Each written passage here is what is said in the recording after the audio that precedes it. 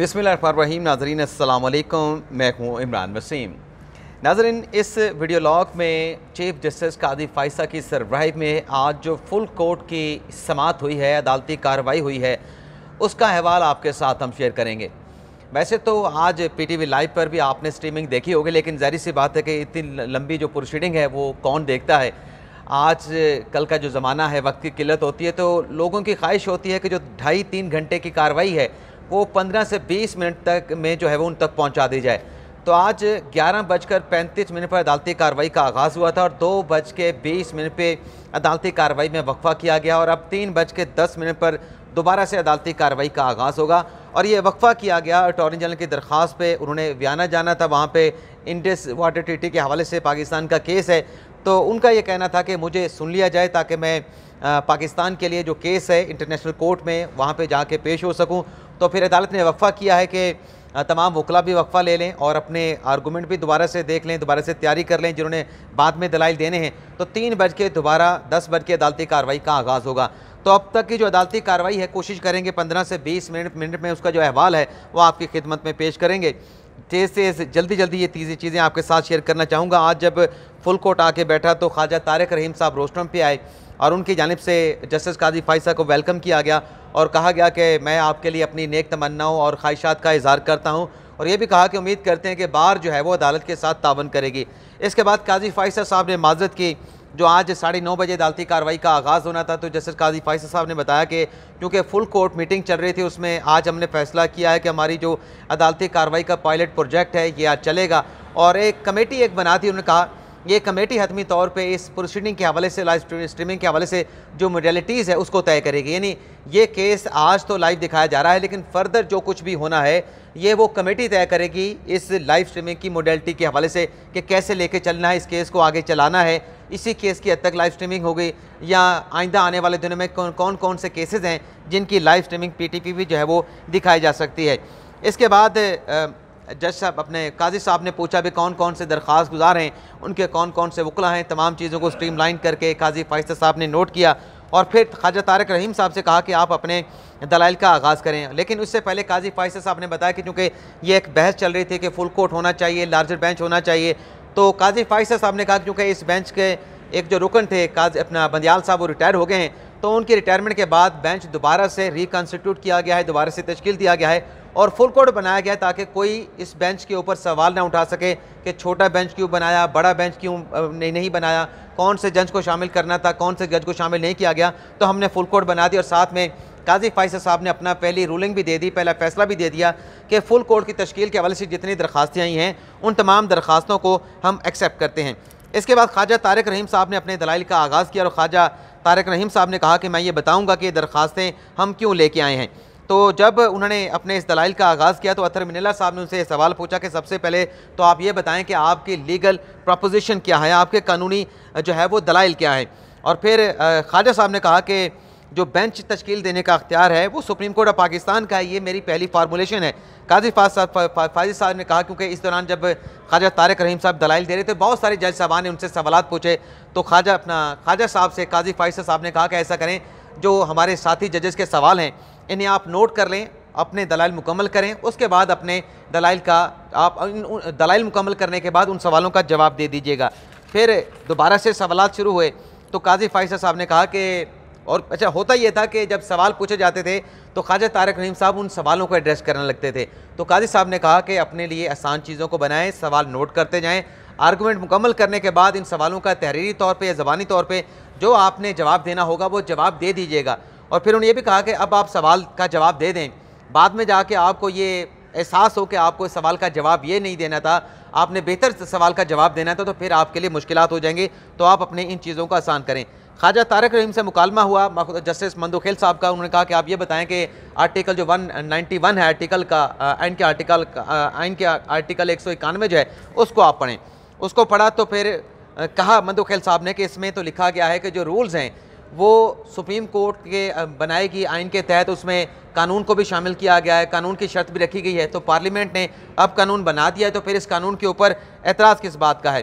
ख्वाजा तारिक रहीम साहब ने कहा कि जो फेडरल लेजिस्लेटिव लिस्ट है उसका जो मतलब वो एंट्री 55 है उसके तहत जो है वो आप पार्लियामेंट जो है ये कानून साजी जो है वो नहीं कर सकती।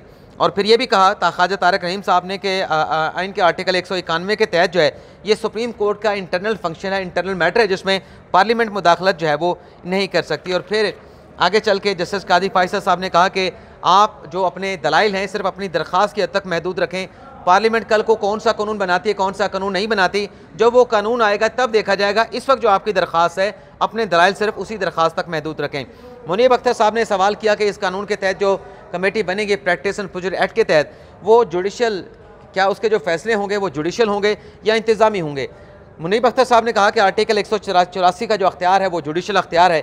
और मेरा सवाल आप ये नोट कर लें ख्वाजा तारक रहीम साहब के, वो जो कमेटी है उसके फैसले जुडिशल होंगे या इंतज़ामी साइड पे होंगे। अतहर मिनल्ला साहब ने फिर यहाँ पे बड़े अहम रिमार्क्स दिए। उन्हें कहा कि देखें, इससे कबल जो चीफ जस्टिस अख्तियार इस्तेमाल करते थे बेंच बनाने के हवाले से, केसेस को समाअत के लिए फ़िक्स करने के हवाले से, वो चीफ जस्टिस अकेला इस्तेमाल करता था। अगर आपकी इस दलील को एक्सेप्ट कर लें तो क्या आपको जो पहले वाला मॉडल था कि चीफ जस्टिस के लामहदूद अख्तियारात थे, उनका कोई एहतसाब नहीं था, क्या आपको पहले वाला मॉडल पसंद है कि एक ही शख्स जो है तमाम चीज़ों को कंट्रोल करे, मुकदमात को फ़िक्स करे और बेंचेस का भी फ़ैसला करे?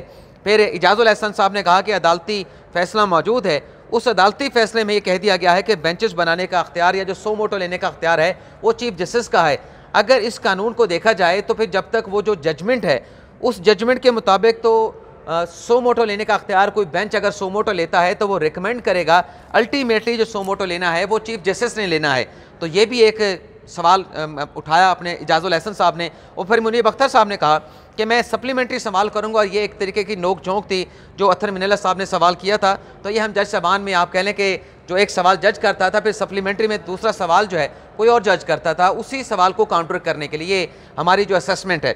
तो मुनीब अख्तर साहब ने कहा कि मैं सप्लीमेंट्री सवाल करूंगा, जो अतहर मिनल्ला साहब ने सप्लीमेंट्री सवाल किया उस पर मेरा सप्लीमेंट्री सवाल है। उन्होंने कहा कि बेंच को तश्कील देना जुडिशल पावर को जो है वो ब्लॉक नहीं करता, लेकिन जब कमेटी इंतज़ाम ये सब काम करेगी, कमेटी जब वर्किंग करेगी तो ये जुडिशल पावर को ब्लॉक करने के मुतरादिफ होगा। ख्वाजा तारक रहीम साहब से पूछा गया कि ये जो आप दरख्वास्त लेके आए हैं ये मफाद आमा में लेके आए हैं या आपका कोई अपना ज़ाती इंटरेस्ट था, पब्लिक इंटरेस्ट था? तो तारक रहीम साहब ने कहा कि मफाद आमा में लेके आए हैं, आइन और कानून का जो रास्ता है उसको नहीं रोका जाना चाहिए। तो अतहर मिनल्ला साहब ने कहा कि चीफ जस्टिस के जो इससे पहले अख्तियारात थे वो लामहदूद थे, वो बेंच बनाते थे। और जो आपने कहा कि इस कानून बनने से जो एक रिक्वायरमेंट है आर्टिकल 10A की कि फेयर ट्रायल का मौका मिलना चाहिए, तो फिर क्या जब एक चीफ जस्टिस अख्तियार इस्तेमाल करता था उससे फेयर ट्रायल का जो आप एक रिक्वायरमेंट कह रहे हैं 10A की, क्या वो पूरी होती थी? क्या आपको बेंच बनाने के ऊपर ये एतराज़ है कि 3 रुकनी कमेटी अगर बेंच बनाएगी, केसेस की फिक्सेशन का फैसला करेगी, आपको क्या इसके ऊपर एतराज़ है? और फिर जस्टिस मुसर्रत हलाली साहब ने एक बड़ा अहम सवाल किया। उनका सवाल ये था, बल्कि काजी साहब ने भी कहा कि आप अपने दलाइल पे फोकस करें, और पारा उनका चढ़ रहा था लेकिन लगता है कि काजी फायसा साहब ने बड़ा कंट्रोल करके रखा आज अपने आप को, और उनकी तबीयत तो है ऐसी, लेकिन बहरहाल आज बड़े फोकस होकर बड़ी चीज़ों को कंट्रोल करने, बल्कि एक दो मरतबा तो इस अंदाज से बात की कि चेहरे पे मुस्कुराहट भी लेके आए। मुसर्रत हलाली साहब ने कहा कि क्या आप समझते हैं कि ये जो कानून बना है इससे चीफ जस्टिस का जो ऑफिस है वो रिडेंडेंट हो जाएगा क्या? फिर मंदो खेल साहब ने सवाल किया, क्या सुप्रीम कोर्ट के अख्तियारात कम होंगे इस कानून से, या चीफ जस्टिस ऑफ पाकिस्तान के अख्तियारात जो है वो कम होंगे? ख्वाजा तारक रहीम साहब ने कहा कि ये कानून आर्टिकल 10A की खिलाफ वर्जी है। 3 जजेस की कमेटी मुझे सुने बगैर इंतज़ामी साइड पर फैसला कर देगी, तो ये तो नाइंसाफ़ी है। आर्टिकल 184(3) की मैं दरख्वास्त दायर करूँ, कमेटी उठा के मेरी दरख्वास्त को फेंक देगी। तो इस पर आगे चल के काजी फायसा साहब ने उनसे कहा, उन्होंने क्योंकि बेंच पे भी एतराज़ उठाया था ख्वाजा तारक रहीम साहब ने कि उस कानून में जो बेंच है आर्टिकल 184(3) का वो 5 रुकनी एटलीस्ट कर दिया गया है। तो काजी साहब ने कहा कि एटलीस्ट 5 रुकनी बेंच किया गया है, लेकिन ज़्यादा से ज़्यादा तो 5 रुकनी बेंच भी बन सकता है। फिर मुनीब अख्तर साहब ने कहा कि पार्लियामेंट जो है वो कैसे अख्तियार, जो सुप्रीम कोर्ट के अख्तियारात हैं, पार्लियामेंट का बड़ा एहतराम है, वो कैसे सुप्रीम कोर्ट के इंटरनल मैटर को जो है वो रेगुलेट कर सकती है। अतहर मिनल्ला साहब ने कहा कि एक मास्टर ऑफ रोस्टर कह के एक शख्स को लाइम्तनाई अख्तियार दे दिया गया, कैसे एक शख्स को ये अख्तियार दिया जा सकता है? इसके ऊपर भी हमें ख्वाजा तारक रहीम से कहा कि आप हमें मुतमिन करें। और फिर मंसूर अली शाह साहब ने कहा, क्या फुल कोर्ट बैठ के अगर अपने रूल्स को अमेंड कर ले, 17 जजेस बैठ के रूल्स को अमेंड कर लें, वो ठीक है, लेकिन अगर पार्लियामेंट कानून बना दे तो आपको इस बात पे इतराज़ है कि अवाम की मुंतखब पार्लियामेंट ने वो कानून क्यों बनाया है? आगे चल के मंदू खेल साहब ने एक सवाल पूछा कि ये जो बात की जा रही है कि ये जो राइट ऑफ अपील दिया गया है ये आम सिंपल लेजिस्लेशन के ज़रिए दिया गया है। तो जो आर्टिकल 199 है जो कि हाई कोर्ट के अख्तियारात के हवाले से है, उसमें भी आम सिंपल लेजिस्लेशन के ज़रिए बल्कि एक सदारती ऑर्डिनेंस के ज़रिए राइट ऑफ अपील दे दिया गया है।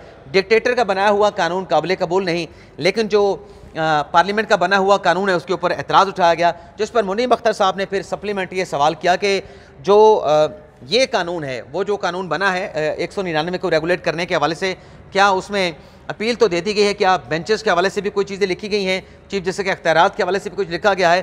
तो ये भी एक नोक झोंक थी मंदू खिल साहब की एक तरह की मुनीब अख्तर के साथ। और फिर अतर मिनल्ला साहब ने कहा कि क्या आप ये चाहते हैं कि आप ये जो दरख्वास्त लेके आए हैं, ये दरख्वास्त अगर आपकी रद्द हो जाए तो क्या आप चाहते हैं कि आपके क्लाइंट को राइट ऑफ अपील ना मिले। ख्वाजा तारक रहीम साहब ने कहा कि राइट ऑफ अपील जो है वो आईनी तरमीम से दी जा सकती है, ये एक अच्छी चीज़ है, लेकिन जिस अंदाज से ये लेजिस्लेशन की गई ये गलत है। यानी जो चीज़ें ठीक हैं इस कानून के अंदर, ख्वाजा तारक रहीम साहब कह रहे थे, लेकिन इसको करने का तरीका दुरुस्त नहीं। और फिर मुनीब अख्तर साहब ने यहाँ पे कुछ अहम सवाल किया, वो मैं नोट नहीं कर पाया। और फिर आगे चल के मुनीब अख्तर साहब ने एक और भी सवाल किया, क्या जो पार्लियामेंट जिस तरीके से कानून साजी की है, क्या सुप्रीम कोर्ट के इंटरनल मैटर को पार्लियामेंट रेगुलेट करेगी, क्या जो इंटरनल मामलात हैं उसका हल ये है, ये उन्होंने सवाल उठाया। तो फिर आगे चल के मुनीब अख्तर साहब ने, मैं दोबारा सवाल बता देता हूँ कि वफाकी हुकूमत क्या जो रेगुलेशन सुप्रीम कोर्ट को फराहम कर रही है, पार्लियामेंट का बड़ा एहतराम है, जैसे अतर मिनल्ला साहब का भी बड़ा एहतराम है, लेकिन क्या यही हल है इस सारे मसले का। फिर काजी फायसा साहब ने दोबारा से कहा, वो थोड़े से बरम भी हुए अपने ख्वाजा तारक रहीम साहब से कि आप सवाल, आपसे बार बार कह रहे हैं कि आप सवालात नोट करते जाएं, बाद में इन सवालों का जवाब दे दीजिएगा। आप सवालात को एड्रेस करके अपने लिए, अपने केस के लिए, अपने क्लाइंट के लिए मुश्किलात क्रिएट कर रहे हैं। और यहाँ पे फिर मोहम्मद अली मजहर साहब ने बड़ा अच्छा सवाल पूछा कि जब आप ये कह रहे हैं ख्वाजा तारक रहीम साहब से कि सारा कानून गलत है, लेकिन एक प्रोविजन आप कह रहे हैं कि बिल्कुल ठीक है कि नजर सानी में जो मौकिल है उसको अपना मर्जी का वकील करने का दिया जाए, जब आप पूरे कानून को गैर आइनी कह रहे हैं तो ये परवीन आप किस तरीके से इसको जो है वो आइनी कह सकते हैं।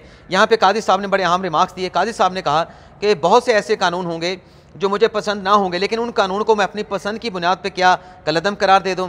काजी फायसा साहब ने कहा कि एक हमारे जो ये आप जो दरख्वास्त लेके आए हैं ये कोई अज़कुर नोटिस हमने नहीं ले रखा, और आप हमारे दिफा के तौर पर, यानी चीफ जस्टिस के दिफा के अख्तियारात के दिफा के तौर पर रूनुमा हुए हैं, आप एक दरख्वास्त लेके आए हैं। किसी का हक नहीं छीना जा रहा, किसी का हक जो है वो कन्फर किया जा रहा है। बहुत अच्छी बात है, मेरे हकूक़ की जो है वो आप जंग लड़ रहे हैं। अज़राए नोट उन्होंने बात की, क्योंकि उन्होंने कहा कि ये अख्तियारात तो मेरे से मुतल्लिक है ना, कि मुझे ये अख्तियार होने चाहिए, अब चीफ जस्टिस मैं हूँ, लेकिन आप क्योंकि मेरी जंग लड़ रहे हैं, मेरे हकूक़ की आप बात नहीं करें, मेरे हकूक़ की बात नहीं है ये, अदालत में सिर्फ आइनी बहस करें। और फिर ये भी कहा कि अगर एपलेट ज्यूरिसडिक्शन में आप आते तो फिर हमारे हाथ ज़्यादा खुले होते। आप आर्टिकल 184(3) में आए हैं, तो लिहाजा इसका जो स्कोप है वो इसलिए नैरो है कि आप पहले दरख्वास्त के काबिल समात होने के हवाले से दलाइल दें। जस्टिस काजी फायसा साहब ने कहा कि मुझे कानून को कोई पसंद नहीं, तो क्या उस कानून को पसंद ना होने पे मैं कलदम करार दे दूं, इसका आपने सोच के जवाब देना है। मुसर्रत अली साहब ने कहा कि सेक्शन 5 जो है क्या वो लामहदूद है, उसमें राइट ऑफ अपील दे दिया गया है, और क्या ये कानून जो बना है पब्लिक मफाद में बनाया गया है, या जो प्रैक्टिस एंड प्रोसीजर एक्ट है ये ज़ाती मफाद में बना है। मंदू खेल साहब ने यहाँ पे एक बड़ा अहम रिमार्क्स दिया, ये भी मेरे ख्याल से जवाब था मुसर्रत अली साहब के सवाल, साहबा के सवाल का, मंदू खेल साहब का, क्या पार्लियामेंट को कानून साजी का जो अख्तियार है उसको आप महदूद करना चाहते हैं, ये ख्वाजा तारक रहीम साहब से सवाल किया। और फिर एजाजुल एहसन साहब ने कहा कि बात असल कम्पिटेंसी की है कि ये कानून बनाने का अख्तियार किसके पास है, जहाँ रूल्स आइन के नीचे बने हैं, क्या उसको उन रूल्स के हवाले से पार्लियामेंट लेजिस्लेशन कर सकती है, कानून बना सकती है। ख्वाजा तारक रहीम साहब ने फिर यहाँ पे काजी फायसा साहब ने बड़ा अहम ख्वाजा तारक रहीम साहब से कहा कि देखें ये जो अर्जेंट नोयत के सेक्शन को आपने कहा कि गैर आइनी है, मैं इसके साथ मेरा इस पर एतराज़ है। एक अर्जेंट नोयत की दरख्वास्त आ जाती है कि हमारा केस अर्जेंसी है, उसको फौरी तौर पर समात के लिए लगाए, मैं अगर उसको समात के लिए नहीं लगाता, उस पर बैठ जाता हूँ, क्या आपको ये पसंद है? या पार्लियामेंट ने एक कानून बना दिया है कि एक अर्जेंट हेयरिंग की दरख्वास्त आई है 14 दिन के लिए, 14 दिन के अंदर आप उस दरख्वास्त को समात के लिए मुकर्रर करेंगे, या ये चीज़ बेहतर है? काजी फायसा साहब ने कहा कि अवाम के टैक्स के पैसे से ये सुप्रीम कोर्ट चलती है, मेरी मर्जी से सुप्रीम कोर्ट नहीं चल सकती कि जो कुछ मैं मर्जी करता रहूं। एक कानून बना है उसमें 14 दिन की जो है वो एक कदगन लगा दी गई है कि 14 दिनों में वो केस जो है वो समात के लिए मुकर्रर होगा। और फिर काजी फायसा साहब ने कहा कि यहाँ पे अदलिया की अंदरूनी आज़ादी की बात की गई, हमने ऊपर जाके भी हिसाब देना है, यानी अल्लाह को भी काजी फायसा साहब ने कहा कि मैंने हिसाब देना है। क्या चीफ जस्टिस के जो अख्तियारात हैं वो मतलब वो अनअकाउंटेबल है होने चाहिए कि आप चीफ जस्टिस को चाहते हैं कि वो उसका एहतसाब ना हो, और आगे उन्होंने कहा कि मेरी नज़र में अगर ये कानून को उड़ा देंगे, कानून उड़ जाएगा तो मैं तो ताकतवर बन जाऊँगा। कानून अल्लाह के बबरकत नाम से जो आइन है, उन्होंने कहा जस्टिस काजी फैसल ने कि जो आइन शुरू होता है वो अल्लाह के बबरकत नाम से शुरू होता है। और ये भी ना भूलें कि आइन में एक आर्टिकल 227 का भी है जिसमें कहा गया है कोई ऐसा कानून नहीं बन सकता जो शरी जो तालीमात हैं, शरी कानून हैं, उनसे मुतसादम हो। और फिर ये भी कहा कि काजी फैसल साहब ने कि आप एक दरख्वास्त लेके आएँ, मैं उस दरख्वास्त को समाअत के लिए ना लगाऊं तो आपकी दरख्वास्त तो पड़ी रहेगी। और फिर काजी फैसल साहब ने रेकोडे केस का हवाला दिया कि $6 बिलियन का उसमें पाकिस्तान को जुर्माना हुआ। वो कौन सा अख्तियार था सुप्रीम कोर्ट का जिसमें पाकिस्तान को इतना जुर्माना हुआ $6 बिलियन का। और फिर आप ये कहते हैं कि चीफ जस्टिस के अख्तियार पर डज लग जाएगी। अब एडवाइजरी जुरिसडिक्शन में वो केस जो है वो दोबारा सुना गया और अब मुझे अपनी ताकत नहीं चाहिए। काजी फैसल साहब ने कहा कि मुझे ये ताकत नहीं चाहिए। और फिर आयशा मलिक साहब ने कहा कि ये अगर कानून बरकरार रहता है, आज हम ये जो केस सुन रहे हैं, इसके लिए फिर अपील अगर आती है तो वो कौन सा बेंच सुनेगा। तो मंसूर अली शाह साहब ने कहा, क्योंकि आयशा मलिक साहबा कह रही थी कि उस कानून में राइट ऑफ अपील भी दिया गया है, तो मंसूर अली शाह साहब ने कहा कि जो सेक्शन 4 और 5 है उस कानून का, वो अगर पढ़ लें, एक मरतबा फुल कोर्ट बैठ गई तो मेरे ख्याल से फिर राइट ऑफ अपील भी उसी के साथ ही चलेगा, यानी राइट ऑफ अपील भी फिर वही बेंच ही सुनेगा। आयशा मलिक साहब ने कहा कि इसका मतलब ये है कि फिर फुल कोर्ट, जिस केस में आपने राइट ऑफ अपील ना सुनना हो, आप उसके ऊपर फुल कोर्ट बना दें, तो ये भी एक कंट्रोलिंग फैक्टर है। मंदू खेल साहब ने कहा कि यहाँ पे भी नोक झोंक चल रही है जजेस की, मंसूर अली शाह साहब की, आयशा मलिक की और मंदू खेल साहब की। मंदू खेल साहब ने कहा कि एक कानून मुअत्तल किया गया है, ये भी देख लें कि उस कानून के मुअत्तल होने के बाद ये फुल कोर्ट बना है। और आगे चल के जब तारिक रहीम साहब के दलाइल ख़त्म हुए तो तारिक रहीम साहब आके जब अपने बेंच पे बैठे, अपनी कुर्सी पे बैठे, कहा कि बेंच में डिवीजन मौजूद है, 7-8 से फैसला हमारे हक में आएगा। ये तारिक रहीम साहब कह रहे थे अपनी सीट पे बैठते हुए आबिद ज़ुबैरी साहब को। और फिर इम्तियाज़ सदीकी साहब ने अपने दलाइल का आगाज़ किया। इम्तियाज़ सदीकी साहब ने भी वही बात की। इम्तियाज़ सदीकी साहब ने कहा कि कानून ठीक है लेकिन बनाने का तरीका दुरुस्त नहीं। तो इस पर अतर मिनल्ला साहब ने कहा कि अगर कानून ठीक है, उसको बनाने का तरीका दुरुस्त नहीं, तो फिर आर्टिकल 191 की तशरीह कर लेते हैं। क्या पार्लियामेंट को इस कानून को बनाने का अख्तियार था?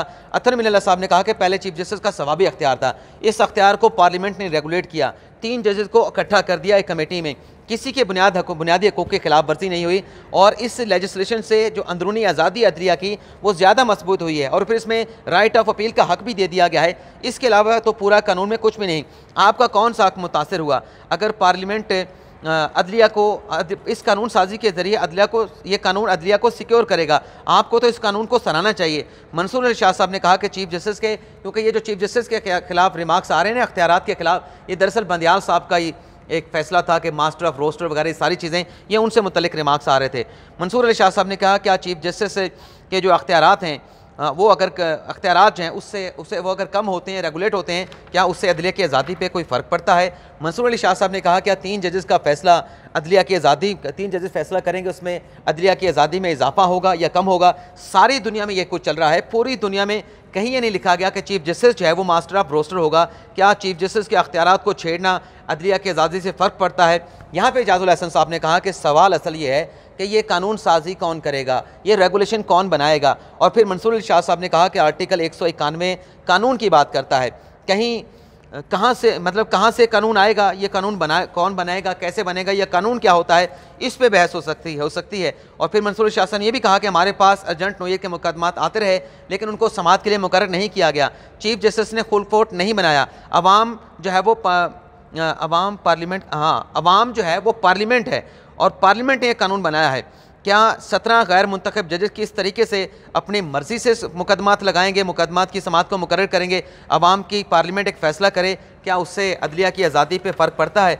और फिर आगे चल के एक जगह पे कहा उन जनाब अपने इम्तियाज़ सदीकी साहब ने, क्योंकि वो आर्गू करने के दौरान कुछ और चीज़ों को भी छेड़ देते थे और फिर जज साहबान उनको कहते थे कि आप अपना केस आर्गू करें, अपने केस पे फोकस करें, पहले गुजारिशात करें, मारूज़ात करें, फिर आप जो सवालात हैं उनको एड्रेस कर लें। तो इम्तियाज़ सदीकी साहब ने कहा कि मुझे आप रेगुलेट कर रहे हैं, आप मुझे रेडिक्यूल कर रहे हैं, मेरी तजलील कर रहे हैं। सरदार तारिक मसूद साहब ने कहा कि कौन सा बुनियादी हकूक़ आपका की खिलाफ वर्जी हुई है उसकी निशानदेही कर दें, ये अख्तियारात तो हाई कोर्ट के पास भी हैं, अगर आप हाई कोर्ट चले जाते, वहाँ से यहाँ पे आते तो फिर हमारे पास ज़्यादा स्कोप होता, लेकिन सबसे पहले आपने दरख्वास्त के काबिल समाअत होने के हवाले से दलाइल देने हैं।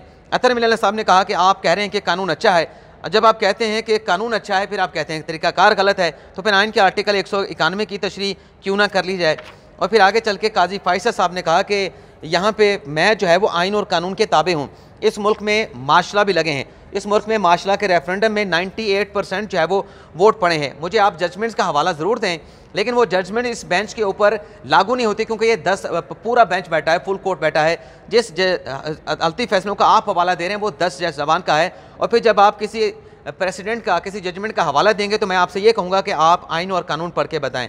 और 57,000 केसेस की पेंडेंसी हो चुकी है। काजी फैसल साहब ने यह भी खबर दी है कि जो ज़ेर इल्तवा मुकदमात हैं उनकी तादाद 57,000 हो चुकी है।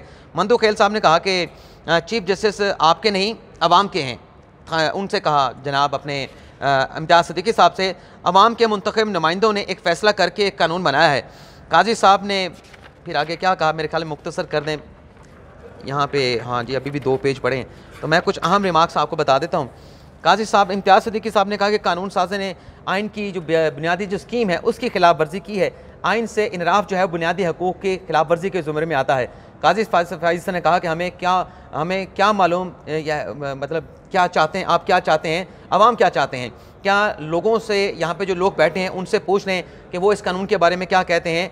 आप अपने दलाइल को जो है वो डेवलप करें। और फिर मंसूर इरशाद साहब ने कहा कि आप कह रहे हैं कि आप ये कहना चाह रहे हैं कि पार्लियामेंट कानून नहीं बना सकती, लेकिन हम 17 जजेस बैठ के कानून बना के अपनी रेगुलेशन जो है वो कर सकते हैं, अपने आप के तरीक़ाकार को बेहतर, इंटरनल जो चीज़ें हैं उनको बेहतर कर सकते हैं। और फिर आगे चल के जब इम्तियाज़ सिद्दीकी साहब ने कहा कि मुझे रेडिक्यूल किया जा रहा है, मैं फिर रोस्टम छोड़ दूँगा, तो काजी साहब ने कहा कि यह आपकी अपनी चॉइस होगी। और फिर उसके बाद मुनीब अख्तर साहब ने कहा कि जो मास्टर ऑफ रोस्टर वाली जो जजमेंट है वो एक फ़ैसला है, इंतज़ामी साइड पे उसको चेंज नहीं कर सकते। तो ये एक अदालती फ़ैसला है जिसे इंतज़ामी साइड के ऊपर बदला या उस पर नज़रसानी जो है वो नहीं की जा सकती। फिर मोहम्मद अली मज़हर साहब ने कहा कि यहाँ पे जो आर्टिकल 191 में कानून के लफ्ज़ की बात की गई, तो आर्टिकल 141 और 42 जो कि पार्लियामेंट, कौमी असम्बली और सूबाई असम्बली को कानून साजी का अख्तियार देता है, वहाँ पे भी कानून की बात की गई है। तो यहाँ पे इस कानून में जो बात की जा रही है इसमें तो जो अख्तियारात हैं सुप्रीम कोर्ट के उसे बढ़ाया गया है, इनलार्ज किया गया है। तो वायलेशन कहाँ से आ गई? अतर मिनालत साहब ने कहा कि पूरे कानून में किसी सुप्रीम कोर्ट के अख्तियार को नहीं छेड़ा गया, चीफ जस्टिस के अख्तियारात को रेगुलेट किया गया है, चीफ जस्टिस का अख्तियार तहलील हुआ है। और फिर मंसूर इरशाद साहब ने कहा कि जिन अदालती फैसलों का आप हवाला दे रहे हैं वो इस फुल कोर्ट पे अप्लाई नहीं होते। और फिर वक्फा कर दिया गया। आपसे इजाज़त चाहते हैं।